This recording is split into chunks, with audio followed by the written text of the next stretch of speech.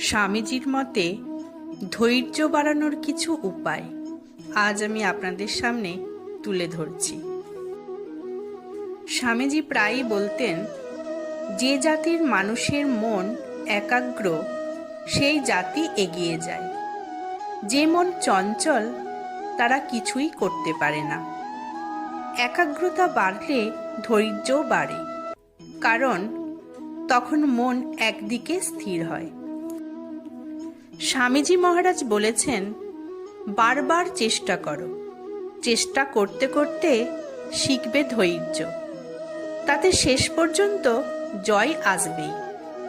ব্যর্থতা এলে নিরাশ না হয়ে আবার শুরু করতে হবে। তিনি বলেছেন, নিজের ওপর বিশ্বাস রাখো, এই বিশ্বাসই তোমাকে ধৈর্যবান করে তুলবে। যে নিজের ওপর ভরসা রাখে সে অস্থির হয় না।